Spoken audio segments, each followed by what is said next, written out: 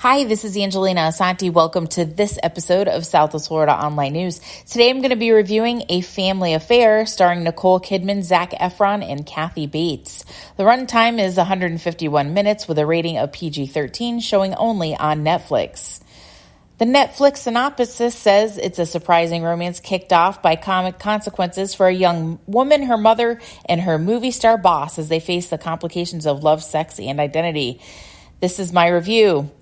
This movie evokes so many emotions I wasn't expecting. First of all, I actually laughed several times. I hate it when I have to review a comedy because so much of what American film studios try and pass off as comedy now is not only not funny, but many times not original.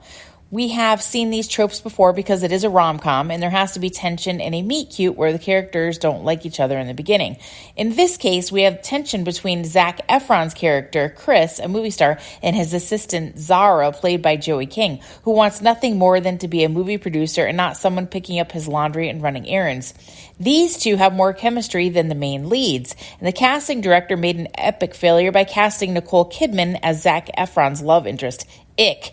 That is the main feeling I got when Efron and Kidman kissed, and I wasn't the only one feeling icky. Several of the laughs I experienced in viewing this movie were when these two kissed. It looked like Zac was hesitant as if he were kissing his mother. I've never seen a movie with two actors you could tell so intensely did not want to be kissing each other.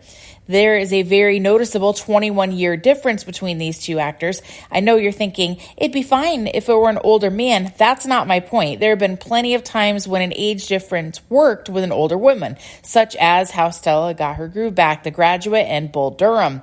Zac's character at one point asked Nicole Kidman if she had her 24-year-old daughter in kindergarten, and that was another time I laughed out loud. Did the writer owe Nicole Kidman a favor?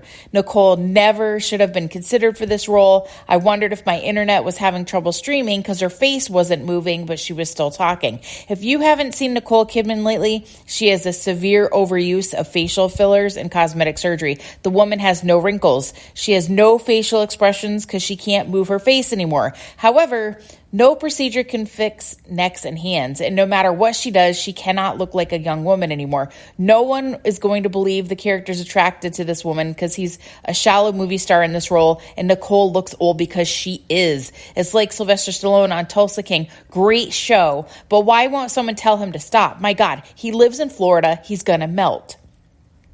Many of these actors start to look like the Joker from Batman, and I wonder if any of their friends and family are honest with them and tell them they look like hell and they need to stop. I'm tired of their phony mantra of accepting yourself the way you are, and flaws are beautiful, which is clearly advice they don't take to heart.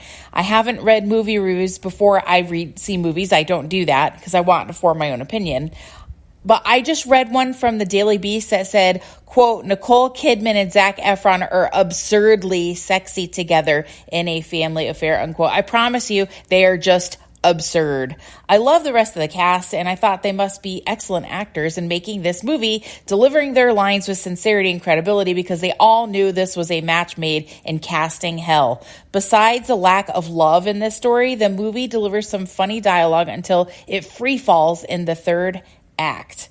I don't do spoilers, so I won't tell you what happens, but if you've ever seen a rom-com, you already know what happens in the third act. The two characters can't be together, and the writer must solve that before the movie ends. This movie would have worked recast, and if the third act was more plausible, I still think it's worth watching because there are some funny lines and situations, and the unintentional laughs are pretty good too, like the kissing scenes and Zac's shredded physique, and then we see him using a 10-pound dumbbell. That itself was pretty funny. Zac's character talks about people thinking he had plastic surgery, but he made a point by telling Nicole Kidman's character his muscles are real and he didn't get implants, and her face was absent of any emotion. Big surprise. I find it funny in this world of bull where women are told to embrace their inner beauty and grow old gracefully that when you're old in Hollywood, which is over 40, you go overboard with plastic surgery. We can't deny we are all getting older and actors age in dog years. Woof. This is Angelina Asante, and I'm giving this movie 3 stars because I did enjoy it and have a couple laughs, but it's not a great movie. It's still fun to watch though. This is Angelina signing off for Southwest Florida Online News.